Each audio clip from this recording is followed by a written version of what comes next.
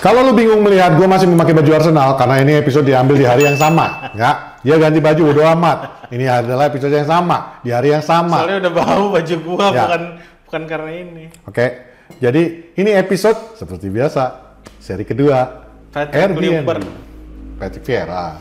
Gak mau, Patrick kerenan. Vieira. Enggak lah, kan rambut sama, botak. Nih, kalau lepas kacamata. Yoi. Fuck Roy Keane. Aduh.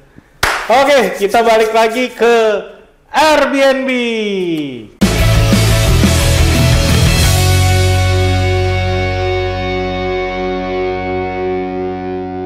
Apa pertanyaannya? Review Bang, nanya Bang. Siapa yang ngasih nama itu? Lu.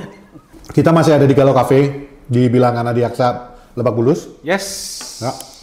Dan seperti di episode yang sebelumnya, karena di hari yang sama, gue mengatakan kalau lu datang ke sini, lu mau pesan ubi ini nggak bisa. Yang bisa hanya tim singkong ini. Yang bisa pesan singkong ini hanya tim-tim yang bisa melakukan comeback. Ya, Real Madrid nggak bisa. Gue masih dendam. Gue masih pakai baju ini soalnya. La Taramoda apa? La Remontada. La Remontada. La Remontada. Yeah. Sama kayak Maguire kemarin. Iya. Ya kan? Maguire, Casemiro bilang, Henry! Si Maguire ngeliat, lah, Remon! Terus dia heading, tada! Enggak, gol dulu baru tada. Ya. Dia lari kan. Ya, tada. Dan tau nggak? Bikinin patung di tengah patung Trinity udah. Dia lagi begini nih. Udah. Loh, nanti kalau ada anak lu kalau Travis lu nanya, Daddy ini siapa? Tar dulu, Ini adalah legenda kita. nggak valid man. Kok nggak valid? Old Trafford mau di bumi hangus. Makanya bikin patung di situ. patung Trinity-nya pindah ke stadion yang baru. Jadi dia sendirian dong. Nanti di tempat bekas Old Trafford, di situ patung Maguire sendirian kayak gini. Kayak gini. Nggak. Ah, gila. Di luar itu semua, Kapten, mantan kapten gua tuh. sebelum kita masuk ke Airbnb, Yes. lu pada ngeliat gak sih, habis golnya Harry Maguire semuanya lari ke Stretford Enders kan? Ke fans-fans. Casemiro tuh jatuh, terlutut, lalu tergeletak jatuh gitu. Iya. Lu lihat Tapi ya? di pinggir lapangan. Di pinggir lapangan. Itu kayaknya sebuah kepuasan statement dari dia bahwa, oh my god, kita belum dieliminasi. Dan mimpi buruk gua dia bersama Manchester United masih berlanjut. Enggak, oh my god, gue masih bisa. Oke, Airbnb. Pertanyaannya. Airbnb, ini kita ambil dari 2 episode lalu, teman-teman. Dan ada di episode kemarin juga ada pertanyaan. Ini gue mulai bacain aja dari @ilhamhalid2135. Menjuah-juah Ilham. Pertanyaannya dong. Apa tuh bang? Apakah botaknya Bang Patrick adalah tanda untuk memulai lembaran baru? Misalnya nikah lagi. Atau nunggu MU treble dulu baru nikah lagi? Harus dijawab. Sebenarnya gini, Bro Ilham. Salah satu syarat kita waktu itu adalah Mantap pertanyaan lo. waktu itu pertanyaannya adalah seputar Manchester United, tidak seputar perusahaan dan tidak seputar individual. Tapi karena Bang Emon sudah mengeluarkan pernyataan itu dan ada juga seperti MU-nya di dalamnya, berbau MU-nya. Ada MU yang nunggu MU treble atau enggak nih? Jadi kalau aku jawab ini, kebetulan cuma aku yang bisa jawab berarti kan? Ini siapa, Ruben atau Enggak, Patrick lah. Patrick, oh, Patrick. Gila aja kalau Ruben yang jawab gua. Jadi pertanyaanmu ini, aku botak kayak gini karena sebenarnya gabut. Jadi kemarin itu waktu Lebaran, mbakku pulang yang kerja di rumah. Ya. Anak-anakku terpaksa nginep di rumah mamanya, Ya. ya, karena ada 1-2 hal tugas di sana. Ya. Jadi sendirilah aku di rumah. Oke. Ya Terus kan? Jadi pagi itu bersih-bersih rumah, semua masak, apa semua selesai gitu. Biasanya aku nonton TV, bosan. Setelah 2-3 hari kayak gitu, bosan, Pak. Jadi kebetulan aku baru pesan alat cukur baru. Ya kan? Bukan untuk cukur jenggot sebenarnya. Beli cukuran jenggot sama memang ada clipper aku beli juga kan. Aku tengok kan clippernya. Oh. Kan waktu itu udah mulai panjang kan, Mon? jawaban tolol banget. Enggak, gue pengen kan. Gue coba kan. Zut. Wih, cakep. Cakep. Terus gue pakai yang shaver. Jambangnya udah kena Ya, gitu. shavernya kan, wih, jadi keren juga. Terus kan ini gue panjang waktu itu kan. Gue lihat di clippernya tuh ada ukurannya kan. Iya. Bisa kali gue sendiri. Gue coba seret, wih, cakep. Gue bikin gini, udah hilang tuh. Iya. Pas gue toleh balik, lah, kok bentuknya aneh gitu kan. Terus gue coba rata-ratain, makin aneh. Nah, akhirnya gue, bodo amat ah, bagus kok clippernya. Gue lepas ini ukurannya, gue seret, dan alhasil ini. Dan kalau kau bilang aku nunggu botak ini sampai MU treble lagi, artinya kau bilang aku jomblo abadi, Wak. Nggak akan bisa treble lagi. Apalagi dengan spot kayak gini. Nggak, makasih ya. Bisa, tapi kau udah kakek-kakek. Ya, enggak lah. Lagian, bro, I am jomblo by choice, bro. Lo kalau kenal seorang mereka-mereka yang pernah dekat sama gua dan akhirnya putus sama gua, lo akan mengatakan Siapa yang kenal sama orang yang pernah putus sama lu? kan banyak. Siapa juga? Banyak lah, Pak Pro kenal, Minpor kenal. Ini jawaban tolol. Lu aja nggak Pertanyaan kenal. pinter, jawaban tolol. Oke. Nah, oke. Dari NS Muhammad Auzan 1212. Menurut abang-abang poros, Wih, abang-abang Pro. waktu buat pelatih di era sekarang berapa tahun? Mengingat era sekarang kejam banget sepak bola. Mohon dijawab ya bang. Realistisnya 3 tahun, karena rata-rata 3 tahun mencat kita. Iya, 3 tahun sih. Cuman, kalau efektifnya Kenapa sebenarnya dia bilang eranya kejam banget? memang kejam kan sekarang? Hah? Karena semuanya sekarang beda dengan zaman dulu, Mon. Karena kan industri. Iya, kalau dari dulu juga industri kan, cuman beda. Kalau dulu, kayak Fergie juga kan selama 4 tahun Tara Fergie kan. Ya. Semua fans mengharapkan MU memecat Fergie waktu itu Ya, kan. dulu kan belum ada media sosial. Jadi ya bedanya. Dulu mereka cuma berteriak-teriak, paling koran. Cara mereka tuh Fergie mengatasinya, nggak beli koran, udah selesai. Ya, udah selesai. Koran-koran di Old Trafford dulu. Kalau kalian nggak percaya, kalian tonton dokumennya Fergie. Ya. Siapa pemilih sebelum Glazers? Gua lupa. Ya itulah. Ya itulah. Jadi dulu Fergie itu sama mendiang Miss siapa yang udah meninggal? Cathy. Catherine. Kalau ada berita jelek tentang John Fergie McNair and JP McManus.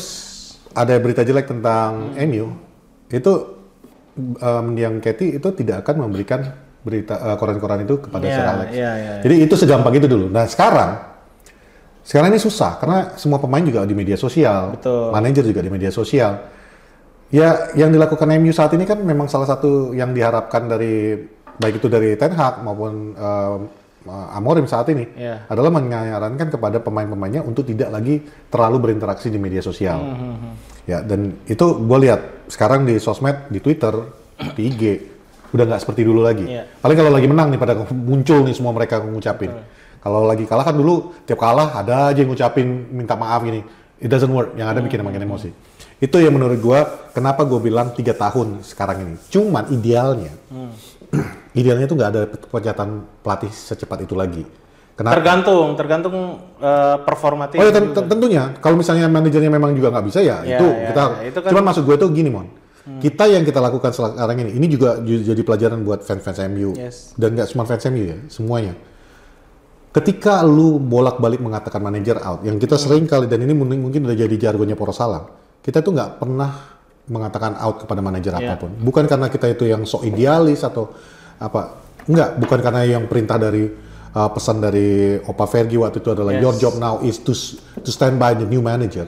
Bukan karena itu juga, tapi kita lebih mengerti bahwa sebuah sistem itu hanya bisa dijalankan kalau semua elemen-elemen yang dibutuhkan sistem itu udah ada. Oke? Elemen-elemen itu apa? Pemain. Oke? Misalnya contohnya kayak sekarang nih Erik Ten Hag ke Ruben Amorim. Ten Hag memainkan 4-2-3-1. Yang dia butuhkan adalah ya kayak yang sekarang ini 4-2-3-1 ya. semua pemain yang ada di Manchester United saat ini, lu mainkan di 4-2-3-1, mungkin akan bermain dengan lebih nyaman. Kenapa? Karena mereka memang dibentuk dan dibeli untuk 4-2-3-1. Betul. 3-4-3 membutuhkan karakter-karakter permainan yang berbeda. Dan ini sebagai sebuah contoh saja. Dan ketika seorang manajer lagi membangun, dia akan mengganti pemainnya. Semua pemain yang ada di MU saat ini belum tentu akan ada di musim depan karena tidak sesuai dengan sistem yang diinginkan manajer Amorim. Kalau katakan Amorim mengatakan membeli musim depan 5-6 pemain untuk formasi 3-4-3. tipikal pemain yang diinginkan. Lalu mungkin musim Terus depan amit-amit kepecat gitu. Amit-amit sistem nggak berjalan, terus kalian minta lagi dipecat. Gantinya dengan manajer yang mungkin main lagi 4-4-2 atau 4-2-3-1 lagi atau mungkin 4 bertahan. bertahan. 5-2-3. We never know. Dan itu sistem itu akan mengubah lagi. Yang ada klub lu akan stagnan, jalan di tempat. Terus kalau lu mengatakan nggak juga itu nyatanya si Tuchel datang ke Chelsea langsung juara Champions League. Wait. Yang membawa Chelsea ke Champions League adalah Frank Lampard. Tuchel hanya menyelesaikan. Itu sama aja kayak lu bilang dulu. Lanjutin PR temen. Iya, sama aja kayak lu bilang Chelsea final 2008 ketemu sama Manchester United. Itu hebatnya si siapa waktu itu? Avram. Ya, Avram Glazers. Kok Avram Glazers? Ya, Avramnya pelatihnya Chelsea yang ngapa jadi Avram Glazer? Yang maksudnya itu kan dia menggantikan Jose Mourinho. Ya. Yang membawanya itu menggantikan Jose Mourinho. Beda juga kalau lo nggak bisa apple to apple. Chelsea itu kan pemiliknya dulu Abramovich kan into the club banget. Iya, nggak di luar itu juga, Mon. Maksudnya dia ngerti sepak bola nggak? Di luar itu udah luar konteksnya. Kalau lu bilang Tuchel bisa, Tuchel itu nggak bisa. Nyatanya apa? Buktinya apa? Musim berikutnya kan gagal. Yeah. Dia cuma juara Champions League karena it's already there. Ibaratnya sekarang ini Amorim dipecat nih, udah lagi di semifinal nih kita. Kebetulan manajer yang berikutnya membawa sampai final dan juara. Yeah. Bukan kerjanya dia, itu kerjanya Amorim yang membawanya. Jadi itu maksud gua. Dan toh Tuchel juga terbukti nggak bisa. Terus kalian bilang Pochettino, bukan Pochettino. Siapa yang sekarang Spurs? Postecoglou. Hanya Postecoglou. Musim lalu semua bilang, wah ini nyatanya dia bisa kok bikin Spurs langsung berubah 180 derajat. Yeah. What happened today? Musim ini apa yang terjadi? Injury apa semua? Banyak faktor yang akan membuat seorang manajer itu up and down. Itulah yang menurut gua kenapa bersabarlah sama manajer. Ya, gila jadi panjang bro. Iya makanya. Intinya maksudnya Patrick, kalau misalnya ngomongin pemecatan berapa lama, lu mau ngeliat pelatih berapa lama, ya idealnya 3 tahun. Tapi banyak aspek yang mesti dilihat, nggak melulu si gimana cara manajer nanganin pemain, gimana cara manajer mau memenangkan pertandingan. Harus dilihat keseluruhannya. Apakah dari sebelum-sebelumnya ini tim udah oke atau belum, nih tim udah mentalnya udah seperti apa gitu kan. Banyak aspek sebelum diputuskan sama owner apakah ganti pelatih atau enggak. Betul. Dan faktanya sebelum zaman media sosial mulai dari Twitter dulu emang udah dari lama ya. Tapi begitu ada Pet, ada Instagram, mulai chaos tuh. Semua pemain pakai Instagram. Ketika dia posting liburan keluarga tapi dibawa-bawa ke pertandingan-pertandingan sebelumnya, bahkan yang udah musim lalu juga dibahas. Itu mempengaruhi. Justru kalau dulu itu di tahun 90-an sampai 2000-an awal, ketika klub nggak works, yang ditodong sama fans itu bukan pelatih, owner. Itu kejadian sama Manchester United yang kala itu John McNair sama JP McManus. Dia mulai kayak susah mendatangkan pemain bagus, akhirnya ya berarti kan masalahnya keuangan. Bukan salah manajer, bukan salah Sir Alex, ganti owner, itu yang diprotes. Dan kejadian juga sama Newcastle di mana mereka udah mulai diatur-atur sama owner. Siapa yang harus dibeli, siapa yang harus dibuang, Mike Ashley. Berantakan. Jadi ketika sosial media bahkan sampai bocah yang baru SD aja udah punya handphone, ngelihat kakak-kakaknya memaki kayak, oh gue suka MU nih, dimaki, gue ikutan gitu. Jadi udah chaos. Oke, next question. Oke, itu ya jawabannya. Thank you buat Muhammad Auzan. Pertanyaan berikutnya dari Over There Y9C. Wah, ini anonimus nih. Bang, kenapa klub Man United nggak bisa dikelola seperti Madrid yang nggak punya pemilik tunggal? Ya beda. Sistemnya aja beda. Gua jawab singkat deh. Lu deh. Bro, Real Madrid bukan pemilik tunggal, dia sosios. Real Madrid tuh pemiliknya adalah fans kebanyakan. Jadi kalau lo bilang Real Madrid pemilik tunggal ya salah. Dan nggak ada pakem, nggak ada yang kayak kenapa sih dia bisa pemilik tunggal, kenapa sih nggak ya tergantung ownernya. Iya, Ownernya mau bagi-bagi piring apa sih istilahnya? Mau bagi-bagi saham atau enggak? Plus memang sistemnya juga ini berbeda. industri, lo nggak bisa kayak gitu. Sama aja kayak lu nanya ke kita itu kenapa Bayern Munich dikuasai 50% dari sahamnya itu dikuasai sama fans. Dortmund juga kayak gitu. Semua rata-rata tim di Jerman kayak gitu. Ya karena memang sistem yang diberlakukan di sana begitu. 50+1. Ya itu balik lagi. Itu tidak berlaku di Premier League gitu.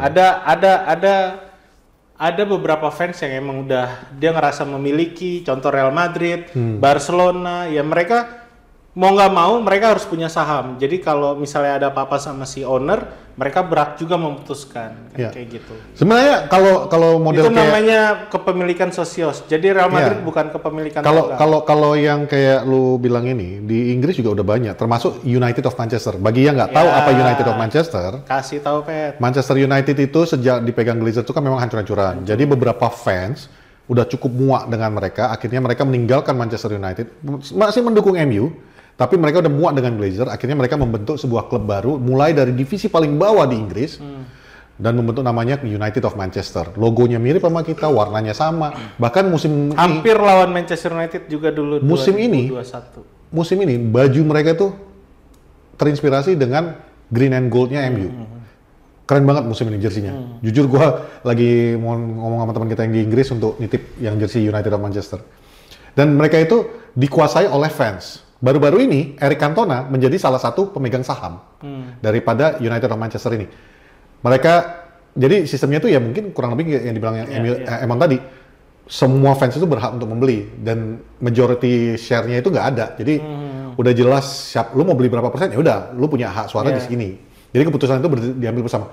Termasuk baru-baru ini siapa pemain Real Madrid midfielder ex Spurs Modric.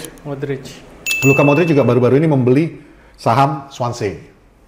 Swansea atau siapa? Gue lupa, Derby atau siapa. Itulah, jadi beda. Gue nambahin sedikit. Kalau misalnya soal masalah kepemilikan tunggal pun, Manchester United sekarang juga ada sahamnya fans. Kalau tahu Musa 1968. Ada saham mereka. Lu juga bisa beli sahamnya MU. Cuman ya sekarang gini, lu mungkin megang 0, berapa persen gitu loh. Nggak akan nyampe 1% juga sih. Dan pasti di review lah, kan nggak segampang itu juga. Semua bisa beli kok. Itu sih. Cuma majority-nya itu siapa? Jadi nggak pakem. Oke, pertanyaan berikutnya dari @JYLEEXS, susah banget nama lu bro. Bang, aku mau nanya, apakah Amorim akan langsung membuat perubahan di musim depan? Nah, ini udah sering kita bahas. Udah pasti akan ada perubahan musim depan karena kemarin yang harusnya kita bisa menang mudah kalau ngelihat pertandingan di babak pertama, terus kita kacau di babak kedua, ya jelas harus ada perubahan, itulah. Dari Nawi akun 2918. Ya. Kira-kira yang paling masuk akal menurut abang-abang untuk juara IPL musim IPL tahun atau musim kapan? Gimana sih? MU. Soalnya saya masih nggak percaya dengan harga yang murah dan pemain muda yang bisa mewujudkan juara IPL. Oh, kapan MU bakal jadi juara? Ya kali mungkin pertanyaan gitu ya. Kalau targetnya Ineos, proyeknya Ineos adalah 21 di tahun 2028. Ya. Itu targetnya Ineos. Tapi kalau si Amorim, dia pede, tapi yang 4 tahun lah, 4 tahun dari sekarang. Ya, jadi targetnya Amorim dengan Ineos mungkin berbeda ya. Oke. Jadi literally kalau programnya Ineos saat ini adalah kok 4 tahun? 2 tahun dari sekarang. Ineos targetnya adalah 2021 di 2028. Ya. Kalau Amorim mungkin di 2026 kita bisa proven. Oke. Berikut itu apa artinya? Oke. Gue bingung, gue banyak banget. @Hoylun93. @Hoylun93. Ini fans Hoylun nih. Kenapa? Bang, kau udah kesuruh latihan bola malah nanya-nanya kau di sini. Bang, menurut kalian apakah gaya bermain Amorim terlalu bertahan? Waduh, Anda tidak menonton episode Porsalang nih kayaknya. Karena saya sih ngelihatnya Amorim tidak ragu buat main bertahan demi bisa menang. Dan bukan tipe pelatih yang akan menyerang siapapun lawannya. Pertanyaan ini mungkin dilakukan sebelum pertandingan Lyon kemarin ya, karena kamu nonton pertandingan. Saya lewat pertanyaan. Ya, maaf, Amorim bukan tipikal yang itu. Yeah. Amorim itu adalah tipikal pelatih yang bisa mengubah pola permainannya. Intinya di dia tengah-tengah bisa jalan. beradaptasi ketika game baru mulai. Dia bisa menyesuaikan dengan itu spesialnya ya Amorim. itu spesialnya Amorim. Lo bisa ngelihat Maguire ditaruh 15 menit di atas, nggak boleh jauh dari kotak penalti. Pelatih mana yang mikir kayak gitu? Ten Hag pernah sih. Dan kita bisa menang. Nggak works tapi berantakan. Dapat bola juga kagak. Terus? Iya. Dari Rizaldi Muhammad Satria 5149. Kalian suka banget pasang nomor-nomor di belakangnya? No, togelnya itu. Ntar dulu. Bukannya akun lu juga ada ya bang? 26. Karena itu nomor gua. Gua ada yang kelewat deh kayaknya. Jersey bola gua itu semuanya angka 26. Sekali-sekalinya gua nggak pakai angka 26 itu nomor 8 yang gua pakai. Dia ada 2 pertanyaan nih. Satu aja kali ya gue pilih ya. Apa? Kasih aja. Yang satu, pertanyaan satu, saya ingin Bang Pet dan Bang Emon komentar terkait ETH kalah menjuarai FA Cup. Hah? Ketika itu formasi 4-2-2, mundur ya bro, belum bisa move on ya. Ketika itu formasi 4-2-2-2 bisa mengalahkan Man City. Pertanyaan mengapa formasi itu tidak dipakai lagi? Wait. Jika saja dicoba formasi tersebut, oke. Gue nggak perlu nyelesain pertanyaan lu, tapi Amorim ngalahin City bukan dengan 4-2-2-2. Ten Hag bukan 4-2-2-2. Dia main dengan 4-2-3-1. Enggak benar-benar dia lawan Man City 4-2-2-2. Tapi kan pertanyaannya kenapa Amorim nggak pakai formasi itu? Kenapa formasinya nggak dipakai lagi? Satu, Ya karena bukan model. filosofi setiap pelatih berbeda. Itu satu. Kedua, ya semua punya speciality sendiri-sendiri. Ya Amorim kalau main kemarin 4-2-2-2 mungkin kita nggak akan juara FA. Udah gitu aja. Amorim Ten Hag. Enggak, Amorim nggak bisa ngalahin City intinya gitu. Ya beda-beda lah. Beda-beda. Semua pelatih itu berbeda dan bahkan pakem sebuah gini loh. Pola pikir kalian bahwa sebuah formasi itu udah itu manajer itu cuma pakai itu aja terus. Itu salah. Itu adalah mungkin formasi andalannya dia. Sama kayak Sir Alex Ferguson selalu mengandalkan 4-4-2-nya. Tapi bukan berarti Fergie selalu menggunakan 4-4-2. Dia bisa jadi turun dengan 4-4-2 tapi di dalam pertandingan dia sering kok 5-3-2 malahan. dia mengubah formasi. Jadi pola pikir kalian bahwa ya ini yang selalu gue dulu dari Poros Salang zaman pertama gue bilang jangan kalian samakan pertandingan sepak bola di aplikasi dengan game itu sama. Itu berbeda. Lu main di game, lu bikin 4-2-3-1 sampai selesai pertandingan 4-2-3-1 kan gitu. Kalau di pertandingan itu jelas bisa berubah. Itulah yang namanya transisi. Ketika bertahan formasi lu berapa, ketika menyerang formasi lu berapa, ketika khususnya untuk Ruben Amorim. Kelebihan dari sebuah orang Ruben Amorim, ketika lawannya dia lihat manajernya mengubah formasi, ya ketika pergantian pemain atau dia akan menyesuaikan. Itu yang gue suka dari seorang Ruben Amorim. Jadi formasi itu nggak baku. Jangan kalian pikir formasi itu baku. Formasi itu it's fluid. Justru kalau ada manajer yang baku, kaku formasinya, ya. gue yakin sama lu itu bertahan. tim-timnya nggak bakal bisa bertahan di atas. Oh ini yang Terus? gue lupa kopi. Apa tuh? Oke, lanjut ke pertanyaan dia, orang yang sama. Dia ada 2 lagi nih. Siapa di antara pilihan di bawah anjir dikasih pilihan ganda, bro? Siapa di antara pilihan di bawah ini yang paling konsisten secara permainan serta alasannya? 1. Ralf Rangnick, 2. Michael Carrick, 3. Ruud van Nistelrooy. Oh, maksudnya pelatih pengganti siapa yang konsisten secara permainan? Lo dulu dah. Siapa aja tadi? Ralf Rangnick, Michael Carrick, Ruud van Nistelrooy. Michael Carrick. Kenapa alasannya?